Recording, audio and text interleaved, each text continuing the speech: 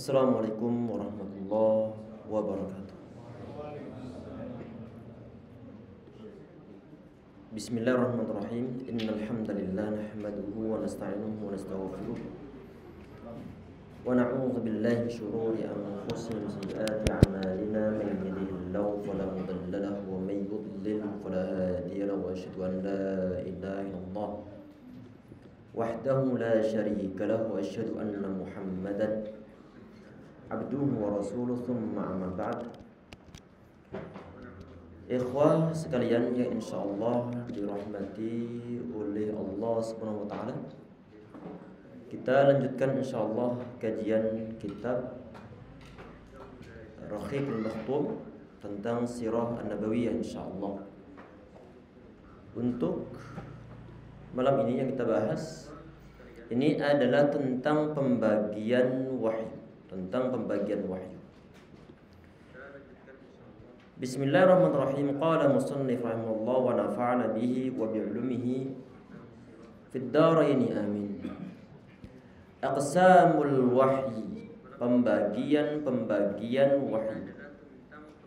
Sebelum kita bahas tentang poin-poin yang beliau sampaikan dalam kitab ini tentang masalah pembagian wahyu, nanti di antara ibrah yang bisa kita ambil tentang masalah pembagian wahyu ini adalah untuk mengetahui dan juga untuk membantah sebagian di antara syubhat, sebagian di antara tuduhan musuh-musuh Islam dari kalangan orang-orang orientalis, dari kalangan orang-orang kafir yang mengatakan bahwa Nabi Muhammad SAW di saat beliau itu mendapatkan wahyu, Nabi Muhammad dalam keadaan terkena penyakit epilepsi.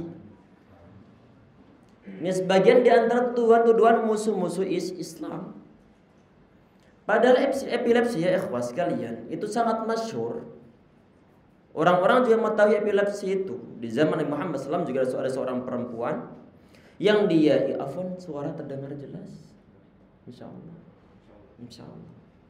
Ada seorang perempuan yang dia ini minta kepada Nabi Muhammad SAW untuk apa? Agar doakan biar penyakitnya ini disembuhkan oleh Allah Subhanahu wa taala.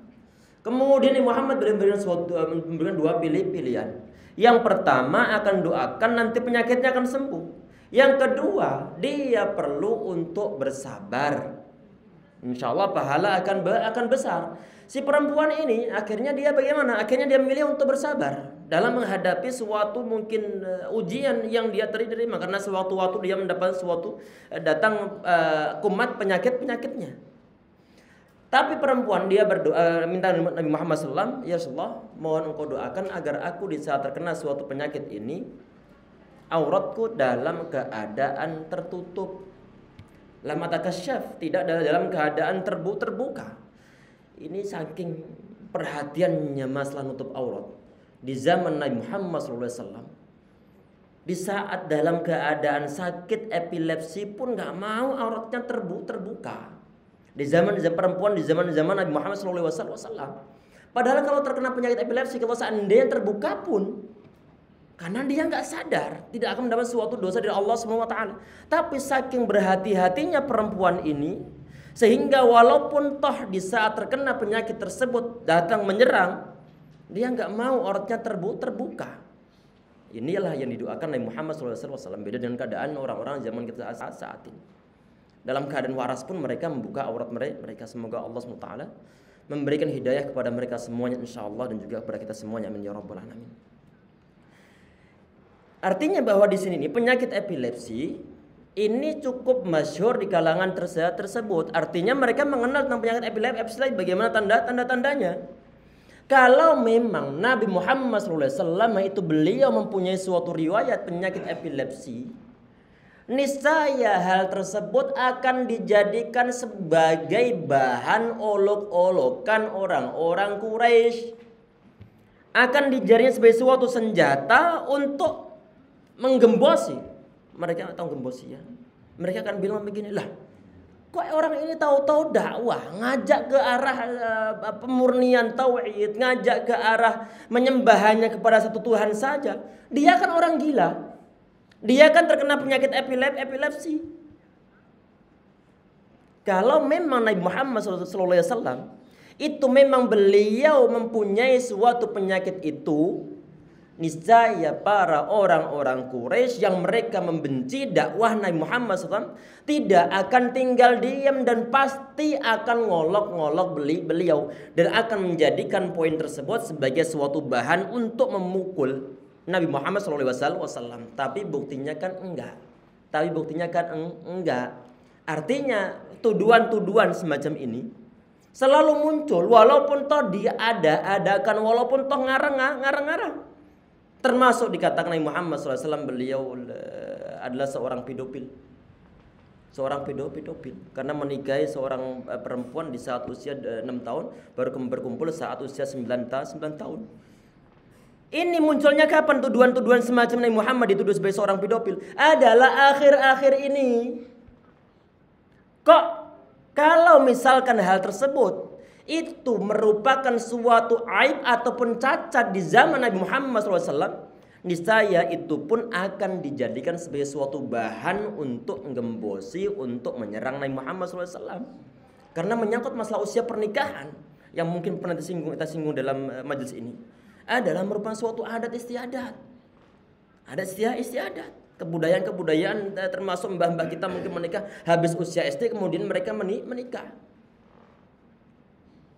Yang sepuh-sepuh mungkin mengetahui bagaimana mungkin orang tua mereka mungkin menikahnya dalam usia yang mungkin habis SD ataupun sebelum SD mereka sudah menikah. Itu adalah di zaman-zaman kita saat ini, atau dalam artian adalah di zaman-zaman kita yang setelah ada Indonesia. Apalagi di zaman-zaman tersebut. Artinya hal semacam ini yang mungkin di zaman Nabi Muhammad SAW dianggap sebagai suatu hal yang biasa, kemudian oleh musuh-musuh Islam dijadikan sebagai bahan untuk ngolok-ngolok siapa Nabi Muhammad SAW. Dari kalangan orang-orang orientalis, dari kalangan para musuh-musuh Islam. Dan belum akan selesai tuduhan-tuduhan mereka. Dan itulah resiko para da'i dari kalangan para nabi, dari zaman-zaman sebelum Nabi Muhammad SAW. Kemudian di zaman beliau, kemudian generasi-generasi setelahnya sampai generasi kita saat ini. Nabi Muhammad beliau bukan orang satu-satunya menjadi seorang nabi kemudian beliau dibuli. Kata Allah SWT, "Kadzalika ma atal ladzina min qablihim min rasulin illa qalu sahirun aw majnun." Jadi orang-orang atau para nabi yang mereka diutus oleh Allah SWT sebagai seorang rasul, mereka enggak ada selamat dari tuduhan-tuduhan. Ada yang dituduh sebagai seorang sahir, seorang penyihir, ada yang dituduh sebagai orang gila, termasuk Nabi Muhammad SAW dari generasi. Di antaranya tuduhan tersebut muncul adalah berkaitan tentang masalah wahyu yang insya Allah akan kita bahas nanti ini. Kemudian di sini kita perhatikan ya ikhwah sekalian, yang insya Allah dirahmati oleh Allah Subhanahu Wa Taala. Di sini Syekh Al-Barfur rahimahullah beliau mengatakan, wa qabla dukhuli fi mawdi'i hadzal jihadi ara min al-ahsani an astadrida ila bayani aqsamil wahyi wa maratibihi. Kita perhatikan kata beliau sebelum masuk ke pembahasan masalah perjuangan Nabi Muhammad SAW ataupun jihad beliau atau perjuangan beliau. Di mana ini tentunya beliau awal-awal beliau berjuang, awal-awal beliau berdakwah adalah di saat di dalam Mekah itu sendiri. Baik nanti dimulai dengan sistem sirriyah, dengan dakwah sirriyah ataupun nanti dengan terang-terangan. Sebelum bahas tersebut, beliau rahimahullah beliau membahas tentang pembagian wahyu. Pembagian ataupun level-level wahyu. Ihdaha ar-ru'ya as-sadiqah wa kanat mabda'a wahyihi. Kita perhatikan di sini, ini yang pertama kemarin juga sempat kita singgung. Yang pertama ini adalah ru'ya as-sadiqah, yaitu mimpi yang benar. Sebagaimana terdapat dalam riwayat Aisyah radhiyallahu anha bahwa mimpi benar ini adalah awwalu ma budi'a bihi Rasulullah minal wahyi. Jadi hal pertama kali, wahyu pertama kali yang ataupun tanda-tanda wahyu pertama kali yang diterima Nabi Muhammad SAW itu adalah ar-ru'ya as-sadiqah, yaitu mimpi yang benar. Artinya bagaimana?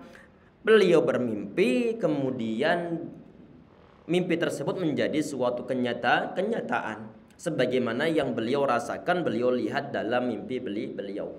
Hadis-hadis yang menyangkut masalah semacam ini atau ru'ya as-shadiqah atau ru'ya as-salihah, ini hadis-hadisnya adalah hadis yang sahih. Biasanya mimpi-mimpi yang benar semacam ini dirasakan ataupun dijumpai oleh para nabi dan juga oleh orang-orang saleh. Kalau para nabi misalnya mereka bermimpi, maka itu adalah suatu wahyu. Tapi kalau para orang-orang saleh tentunya bukan suatu wahyu. Artinya bahwa pada umumnya mimpi yang benar itu dialami oleh orang-orang yang saleh, walaupun toh sebagian di antara keadaan, sebagian di antara kasus ada orang kafir yang mimpi ternyata mimpinya benar. Termasuk siapa? Termasuk mimpi dari Firaun sebelum beliau ditenggelamkan sebelum Nabi Musa alaihissalam beliau terlahir. Dia orang kafir nih, Firaun tentunya. Tentunya mimpinya menjadi kenyataan. Termasuk diantaranya adalah yang terdapat di dalam kisah Nabi Yusuf alaihissalam. Mimpi rajanya mimpi akan yang sapi yang gemuk-gemuk makan sapi yang kurus kisah sangat masyhur. Ini adalah raja-raja yang dalam keadaan kafir. Artinya bahwa pada umumnya mimpi yang benar itu dimiliki ataupun dijumpai oleh orang-orang yang saleh. Walaupun toh kadang-kadang ada sebagian di antara kasus, ada sebagian di antara kafir pun mereka mendapatkan mimpi ini. Al-Imam Ibnu Hajar Asqalani rahimahullah beliau menyebutkan mimpi itu dua macam nih. Mimpi dua macam. Yang pertama adalah shadiqah, yang kedua adalah disebut sebagai adghath ataupun ini adalah sebagai kembang tidur. Ada sebagian di antara nanti pembahasannya adalah ada mimpi yang datangnya ini dari kalangan setan, Ada seorang sahabat mendatang Nabi Muhammad SAW. Kata sahabat ini, ka'anna uruki duribat. Ini terdapat dalam Sahih Muslim. Ana mimpi tadi malam ini bahwa leherku dipotong, kemudian kepalaku jatuh, fa'atba'tuhu fa'akhadtuhu. Kemudian ana kejar, kemudian ana ambil, kemudian ana pasang kembali. Mimpi sebagian seorang sahabat. Nabi Muhammad kemudian beliau mengatakan, idzan la'iba syaitan. Setan ngajak main-main kalian dipermainkan oleh setan. Artinya ada sebagian di antara mimpi yang dijumpai oleh umat manusia itu adalah mimpi yang datangnya dari setan. Dan biasanya nanti kita habis bangun tidur, kadang-kadang kita nangis, kadang-kadang sedihnya Masya Allah. Karena pengennya setan ini umat manusia dalam keadaan bersedih. Walaupun toh cuman bayangan-bayangan saja, walaupun toh cuman kesedihan tersebut diperoleh dari suatu mimpi. Itu semua datangnya adalah dari setan. Ataupun sebagian keadaan karena mungkin sebelum tidur kita ngobrol tentang sesuatu, kemudian sesuatu tersebut ke bawah di dalam mimpi kita. Ada suatu hadis yang sahih Muhammad beliau mengatakan, ahadukum ru'yan yuhibbuha. Kalau salah seorang di antara kalian melihat bermimpi dengan mimpi yang dia cintai, yang dia sukai, fa innama hiya minallah. Maka sungguhnya itu adalah datangnya dari Allah. Falyahmadillah 'alaiha. Maka hendaklah dia memuji Allah Subhanahu wa taala. Wa yuhaddits biha, dan hendaknya dia ini ngomongkan bicara kepada orang lain sampai sampaikan. Wa idza ra'a ghaira dzalika mimma dzukir, kalau seandainya atau mimma yakrahu, kalau seandainya dia bermimpi kebalikan dari yang disebutkan ataupun dari sesuatu yang tidak dia cintai, fa innama hiya minasyaitan, maka itu sungguhnya adalah dari setan. Maka hendaklah dia minta perlindungan kepada Allah SWT, wala yadhkurha li ahad, dan hendaklah dia jangan menyebutkan kepada orang lain.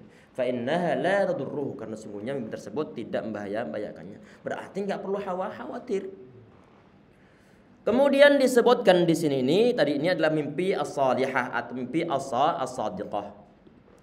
Kemudian yang kedua ini adalah ma kana yulqihil malaku fi ru'ihi wa qalbi min ghairi ayyarahu. Yang pertama ini, yang kedua ini adalah malaikat, dia langsung membisikkan ke dalam hati ataupun jiwa Nabi Muhammad SAW. Kama qala Nabi SAW, sebagaimana Muhammad beliau mengatakan, inna ruhal qudusi nafatha fi ru'i. Sesungguhnya Ruhul Kudus ini siapa? Malaikat Jibril alaihissalam. Beliau ini menghembuskan ataupun nafasa, sebagian di antara penafsirannya adalah auha, memberikan suatu wahyu. Fi ru'i artinya adalah fi nafsi ataupun fi qalbi. Jadi memberikan suatu wahyu langsung ditanamkan, diujamkan dalam hati.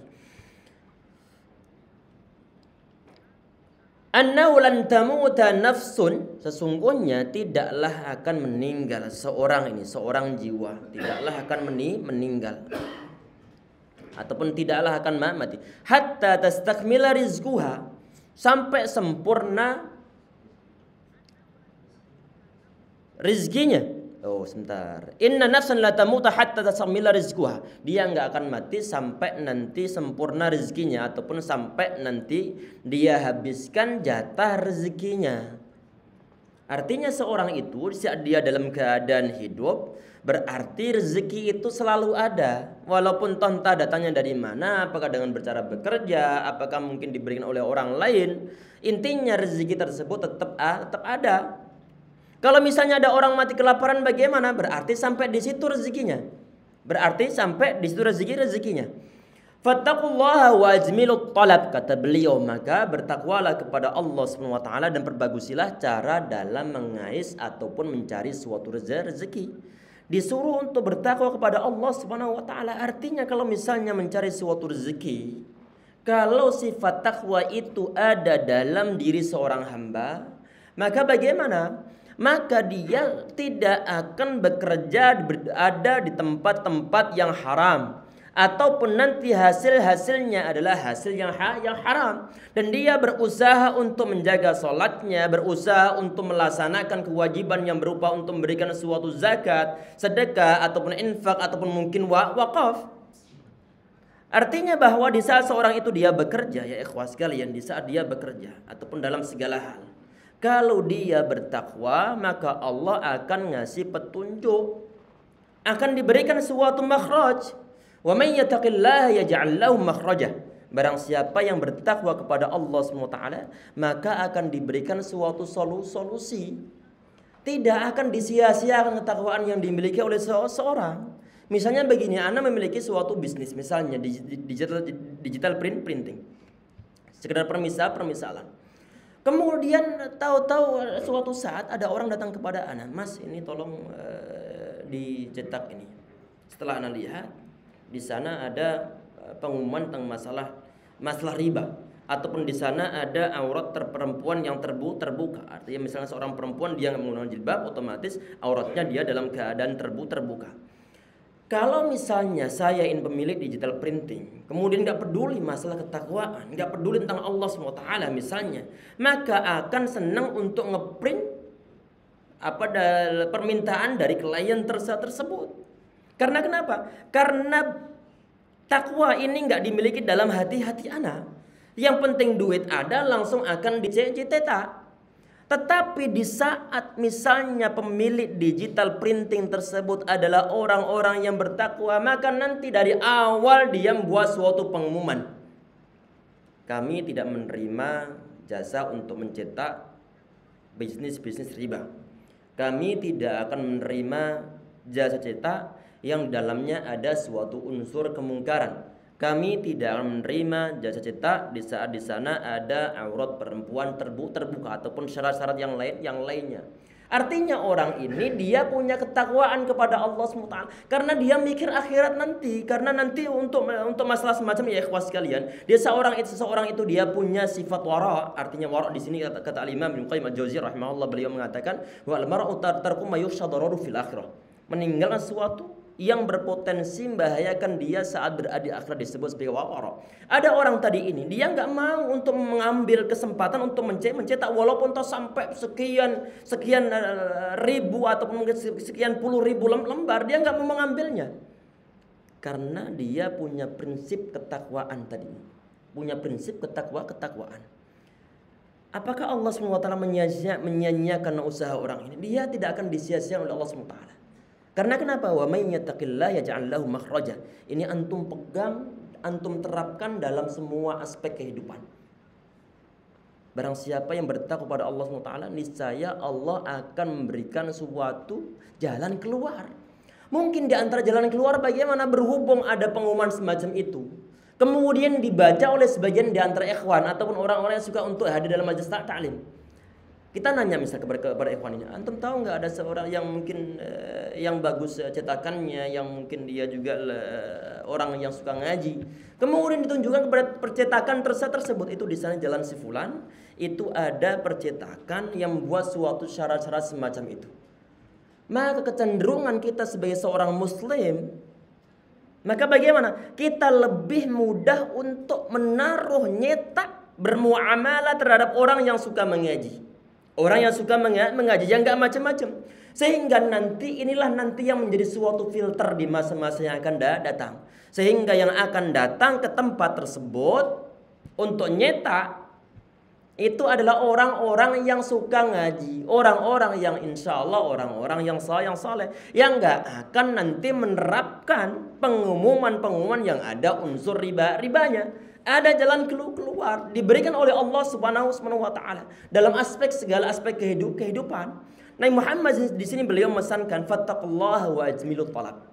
Kalian bertakwalah kepada Allah Subhanahu wa taala dan kalian berbagusilah cara mengais ataupun cara mencari rezeki. Mencari yang halal. Kalau seandainya ada suara azan berkumandang, kita sudah mau siap-siap datang ke masjid. Ada kewajiban-kewajiban lain yang perlu untuk kita jalankan di samping sekedar kita mengumpulkan mencari suatu nafkah. Wala yahmilannakum istibta'ar rizqu an tatlubu bima'asillah. Ini Masya Allah ya ikhwas sekalian. Dan jangan sampai tertundanya suatu rezeki mendorong kalian untuk mencarinya dengan cara bermaksiat kepada Allah Subhanahu wa taala. Ada sebagian di antara umat manusia ini sudah bertahun-tahun bisnis kok gini aja nih, enggak ada perubahan belas. Tahu nggak ada perubahan belas? Nggak ada perubahan sama sekali. Omsetnya juga nggak naik sama sekali.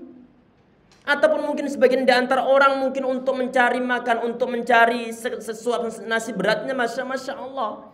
Ini seakan-akan rezeki itu lambat datangnya. Kalau misalnya umat manusia merasa bahwa rezeki itu lambat datangnya, maka yang perlu ditanamkan dalam hati, janganlah hal tersebut membuat kita untuk mendapatkan suatu duit ataupun cuan ini, kemudian sampai menempuh cara-cara yang haram. Ada unsur bermaksiat kepada Allah SWT. Yang perempuan kemudian dia na'udzubillah menjual diri. Walaupun tahu dari segi luarnya dia orang biasa, tapi nggak tahunya di saat di rumahnya ada akses internet, kemudian dia menjual keindahan tubuhnya di depan kamera. Karena kenapa? Karena nggak bisa untuk bersabar, menganggap bahwa terlambatnya rezeki ini, dia merasa bahwa ini adalah nggak mungkin bisa diperbaiki.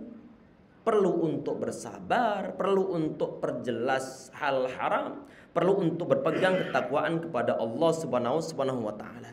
Fa innallaha la yudriku ma indahu illa bi ta'atihi. Sesungguhnya rezeki di sisi Allah Subhanahu wa taala itu tidak diperoleh kecuali dengan taat kepadanya. Ini hadis ya ikhwas sekalian adalah tidak diperoleh oleh Nabi Muhammad SAW, tidak dari secara langsung dari Allah SWT, dan juga tidak didatangi malaikat Jibril langsung menemui beliau, enggak, tetapi langsung tertanamkan dalam hati sanubari Nabi Muhammad SAW. Ini yang dimaksudkan adalah inna ruhal qudusi nafatha fi raw'i ataupun nafatha fi ru'i. Tadi ini adalah yang kedua. Kemudian yang ketiga di antara bentuk wahyu itu adalah inna sallallahu alaihi wasallam kana yatamatsalu lahul malaku rajulan fayukhatibu hatta ya'iya anhu ma yaqulu lahu. Ini adalah yang ketiga. Malaikat Jibril yang ditugaskan oleh Allah Subhanahu wa taala untuk menyampaikan wahyu, kadang-kadang beliau mendatangi Nabi Muhammad SAW, beliau berbentuk ataupun dalam model ataupun menyamar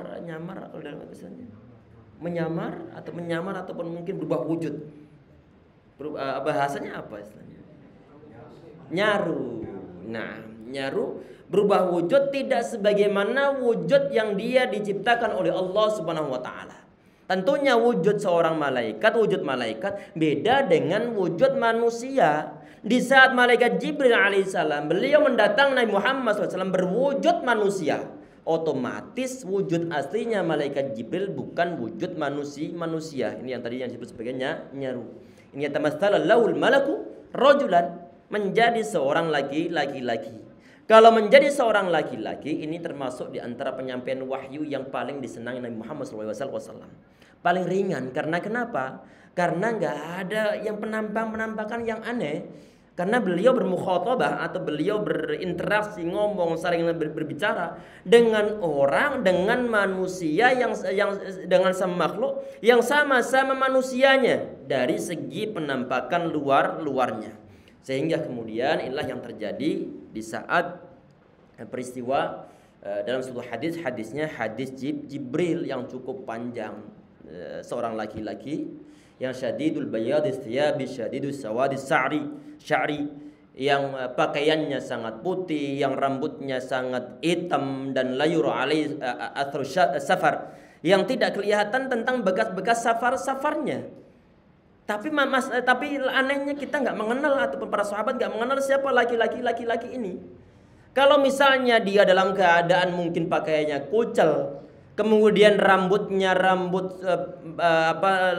kena debu, mungkin akan dibilang ini seorang musafir, ini mendatangi Nabi Muhammad SAW untuk ngaji, untuk nanya. Penduduk Madinah saat itu tidak ada yang mengenal laki-laki ini. Pakaiannya sangat putih, bekas-bekas mungkin bekas debu, bekas padang pasir, itu nggak ada dalam laki-laki tersebut. Inilah yang dirasakan keanehannya oleh sahabat saat itu. Kemudian laki-laki nanya tentang masalah Islam itu apa, iman itu apa, kemudian ihsan itu apa.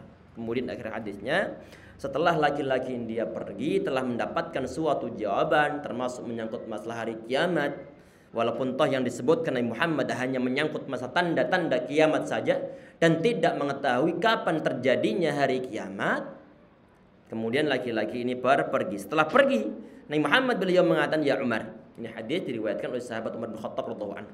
Ya Umar, atadri man nisail? Atadri man nisail? Wahai Umar, apakah ente tahu siapa laki-laki yang nanya barusan ini? Dijawab, Allah wa rasuluhu alam. Ana enggak tahu ya Rasulullah. Kemudian beliau menjawab, innahu Jibril atakum yu'allimukum dinakum. Dia ini adalah malaikat Jibril yang datang kepada kalian untuk ngajari agama kepada kalian. Malaikat Jibril di zaman Muhammad beliau ngomong begitu. Berarti malaikat Jibril itu sudah tahu tentang definisi Islam, tentang definisi ihsan, tentang definisi iman. Tetapi sengaja datang menemui Nabi Muhammad SAW biar pertanyaannya didengar oleh para sahabat. Jadi ada sebagian di antara pertanyaan yang diajukan oleh umat manusia itu aslinya kadang-kadang dia tahu jawabannya. Cuman berhubung mungkin jamaah yang lainnya nggak tahu dan dia pengen jamaah yang lainnya tahu, akhirnya dia nanya kembali. Walaupun toh kadang-kadang nanti menimbulkan suatu gaduhan. Poin-poin bid'ah itu apa aja akan tahu, tapi kadang-kadang masih diungkit-ungkit terus-terusan. Karena kenapa tujuannya? Mungkin kebetulan dia membawa orang tuanya yang belum pernah mengaji, yang belum pernah mengaji. Mau ngomong secara langsung pada orang tuanya, mungkin akan terjadi suatu perang Bratayuda dalam rumah tangga. Dia menghindari ini, dia nggak mau. Akhirnya bagaimana? Meminjam orang lain untuk menyampaikannya. Akhirnya diajak ke majelis. Biar orang lain menyampaikan. Kalau mau marah silahkan marah kepada ustadznya. Kemudian yang poin keempat.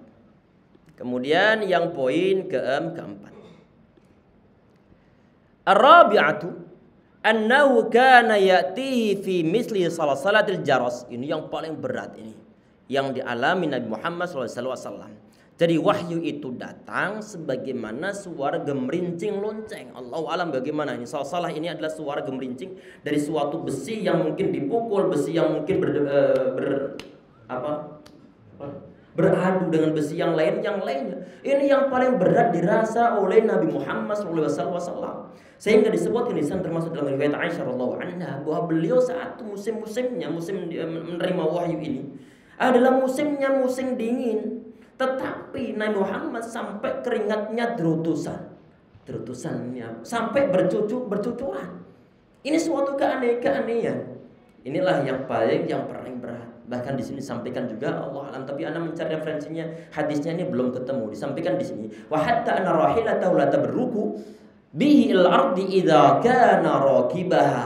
Bahkan di saat misalnya model wahyu yang semacam ini mendatangi Nabi Muhammad SAW, kebetulan saat misalnya beliau berada di atas kendaraan beliau, maka kendaraannya akan deprok. Deprok itu akan terduduk dengan terpaksa. Karena kenapa? Karena membawa suatu beban berat. Beban Nabi Muhammad SAW plus beban adanya beratnya wahyu. Qaulan tsaqila ini. Inna sanulqi 'alaika qaulan tsaqila. Akan diberikan suatu perkataan yang berat terhadap Nabi Muhammad SAW berupa wahyu. Kemudian disebutkan di sini juga walaqad ja'al wahyu marratan kadzalika. Wahyu semacam ini pun terjadi juga datang kepada beliau. Wa fakhidhuhu ala fakhidh Zaid bin Thabit. Allah alam bagaimana kejadiannya sehingga kemudian paha Nabi Muhammad SAW berada di atas pahanya, numpang di atas pahanya sahabat Zaid bin Thabit. Fasaqulat 'alaihi hatta kadat taraddaha. Sampai hampir remuk pahanya. Saking beratnya yang dirasakan oleh sahabat Zaid bin Thabit. Untuk 2 poin terakhir ini tentang masalah kendaraan beliau yang sampai diprok di saat Muhammad beliau mendapat suatu wahyu, kemudian termasuk kejadian diantaranya adalah yang paha sahabat Zaid bin Thabit tergencet paha Nabi Muhammad SAW sampai setelah sakit banget. Ini referensinya belum ana dapatkan dari hadis-hadis Muhammad SAW. Nanti insyaallah kalau ketemu nanti insyaallah kita sempatkan untuk mencari lagi insyaallah. Kemudian yang kelima, al-khamisatu. Ini adalah model wahyu yang nomor 5. Bagaimana di sini ini untuk yang nomor 5? Ini adalah innahu yaral malaka fi suratihi allati khuliqa 'alaiha. Ini Nabi Muhammad SAW beliau melihat secara langsung wujud asli dari malaikat Jibril alaihi salam. Fayuhi ilaihi ma sya'allah ayyuhi. Kemudian beliau memberikan suatu wahyu kepada Muhammad, menyampaikan wahyu yang memang sudah dikehendaki oleh Allah SWT. Wa hadza waqa'a lahu marrataini kama dzakara Allah dzalika fi suratin Najm. Hal semacam ini yaitu Nabi Muhammad SAW beliau melihat atau bertemu langsung dengan malaikat Jibril alaihissalam. Dalam wujud aslinya beliau mengalami sebanyak 2 kali sebagaimana yang disebutkan oleh Allah SWT dalam surat An-Najm. Ada suatu hadisnya juga hadis yang sahih terdapat dalam riwayat Muslim. Ada seorang tabi'in yang bernama Masruq, yang bernama Masruq. Ini di antara tabi'in yang berguru kepada Aisyah radhiyallahu anha. Masruq itu secara bahasa artinya adalah dicuri. Masruq ada seorang tabi'in namanya Masruq. Masruq secara bahasa artinya adalah dicuri, diambil dari kata saroko. Kenapa diberikan nama Masruq? Konon katanya kata para ulama, karena masa kecil beliau itu dicuri oleh orang, diculik, dibawa pergi oleh orang saat beliau masih bayi. Kemudian ketemu kembali, langsung diberikan nama Masruq. Allah alam kebenarannya, tapi ini disebutkan oleh para ulama sirah ataupun para ulama yang menyebutkan tentang masalah sejarah para ulama dari kalangan para tabi'in. Ini beliau di antara murid dari Aisyah radhiyallahu anha. Beliau mendatangi Aisyah kemudian nanya tentang firman Allah SWT, wa laqad ra'ahu bil ufuqil mubin. Sesungguhnya Muhammad itu melihat Jibril di ufuk yang terang. Kemudian juga beliau bertanya tentang masalah firman Allah SWT, wa laqad ra'ahu nazlatan ukhra.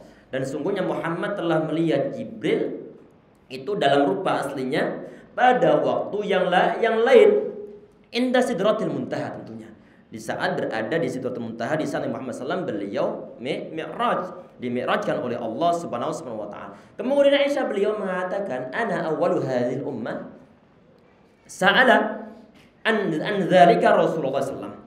Ana, kata beliau, kata Aisyah, adalah umat pertama kali yang nanya tentang hal tersebut kepada Nabi Muhammad SAW langsung, tentang firman Allah Subhanahu wa taala. Kemudian Nabi Muhammad beliau mengatakan innama huwa Jibril. Sesungguhnya itu yang dimaksudkan dalam kedua ayat tersebut itu adalah malaikat Jibril. Kata Nabi Muhammad, lam arahu ala suratihi allati khuliqa 'alaiha ghaira hatail marrataini.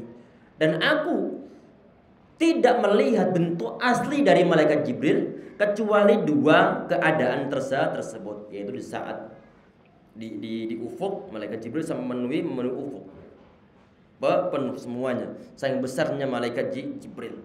Kemudian yang kedua adalah saat berada di Sidratul Muntaha. Jadi sebagian di antara wahyu yang diterima oleh Nabi Muhammad SAW itu disampaikan malaikat Jibril dalam bentuk aslinya. Kemudian yang berikutnya yang nomor 6, ini adalah ma auhallahu ilaihi wa huwa fawqas samawati lailatal mi'raj min fardi as-salati wa ghairiha. Ini adalah berupa wahyu yang diberikan oleh Allah Subhanahu wa taala saat beliau berada di atas langit yang ketujuh, tentunya di saat terjadi suatu peristiwa Isra Mi'raj, dan di sana Muhammad SAW beliau mendapatkan wahyu yang berupa kewajiban melaksanakan sholat 5 waktu sebagaimana kisahnya yang sangat masyhur. Ini biasanya nanti di bulan Rajab ini ada peringatan tersebut ini. Tapi nggak tahu tanggal berapa ini. Ini adalah tentang Nabi Muhammad SAW, beliau mendapatkan wahyu dari Allah Subhanahu wa taala di saat terjadi peristiwa Isra Mi'raj. Berarti ini secara langsung, ataupun nanti di antara ulama mengatakan ini dimasukkan dalam kategori miwara'i hijab, berada di belakang hijab ataupun di belakang satir. Kemudian yang ketujuh adalah kalamullahi lau minhu ilai bila wasitati malakin.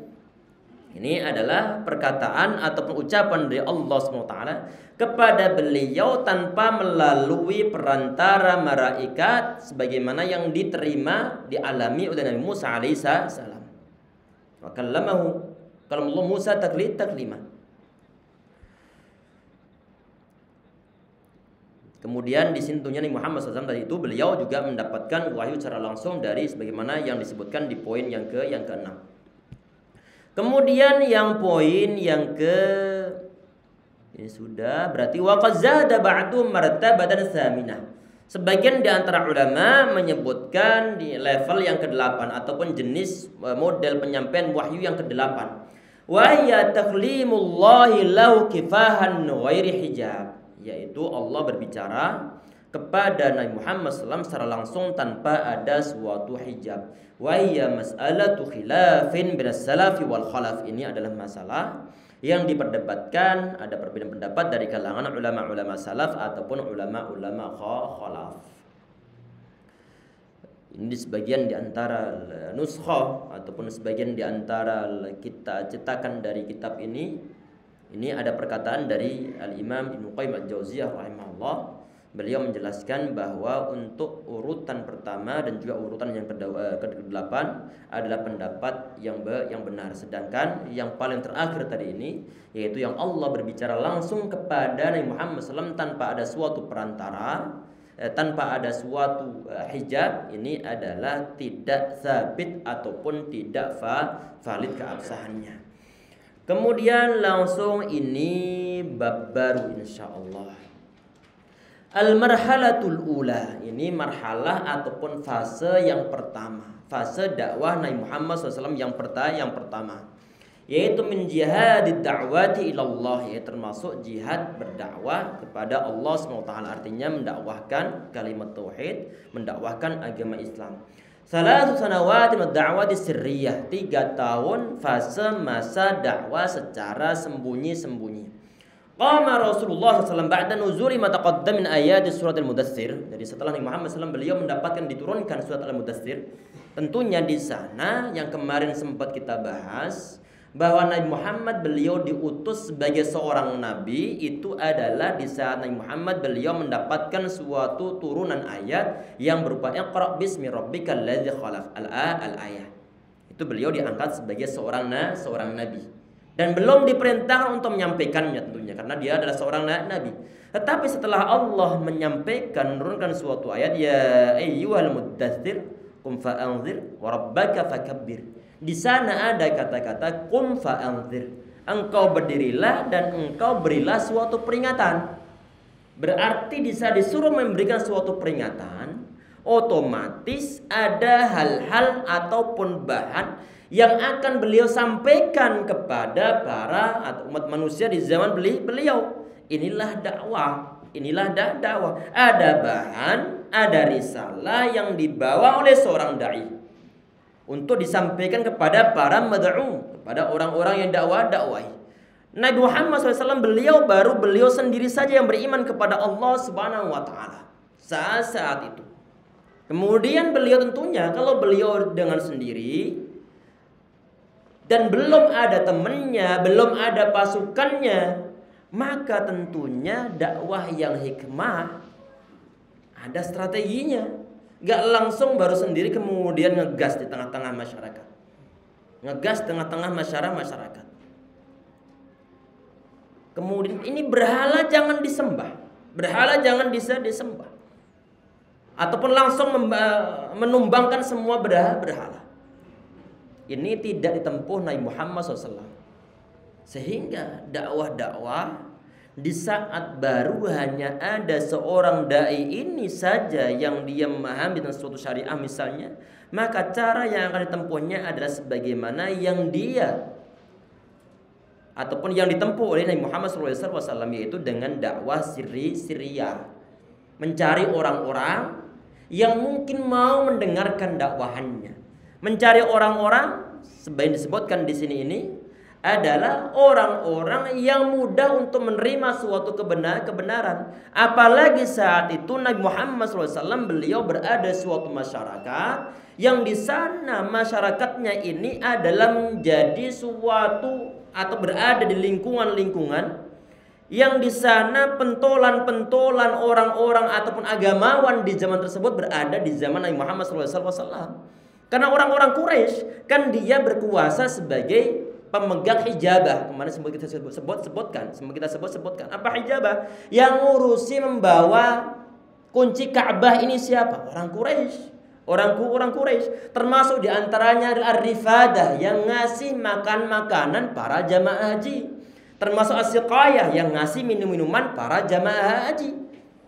Ini yang membuat suatu ataupun yang memiliki otoritas. Siapa otoritasnya? Adalah dipegang oleh orang-orang Quraisy. Berarti mereka itu adalah sesepuh ataupun mungkin juru kunci di zaman Nabi Muhammad SAW yang ngurus masalah Ka'bah.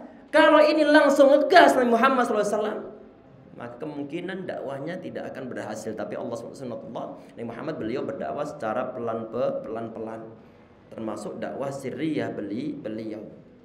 Ini untuk poin terakhir nanti ini kita bahas lagi nanti insyaallah, kita bahas di pertemuan berikutnya nanti insyaallah. Semoga Allah SWT memberikan suatu keberkahan dalam kajian yang kita miliki insyaallah, ataupun semoga Allah SWT memberikan suatu manfaatan dari materi yang telah kita sampaikan, dan semoga Allah SWT memberikan kita hidayah untuk terus mengikuti sunnah-sunnah Nabi Muhammad SAW, termasuk diantaranya perlu berhati-hati di saat ada mungkin share-share orang-orang yang share masalah yang mungkin sampai kepada antum. Ana mendapatkan dari beliau, barang siapa yang berpuasa di bulan Rajab ataupun 3 hari secara berturut-turut di bulan Rajab ataupun berada di awal bulan Rajab, maka dia berpuasa mendapatkan pahala puasa selama 80 tahun. Dan barang siapa yang berpuasa secara berturut-turut di bulan Rajab, maka dia mendapat suatu pahala berpuasa 200 tahun lamanya.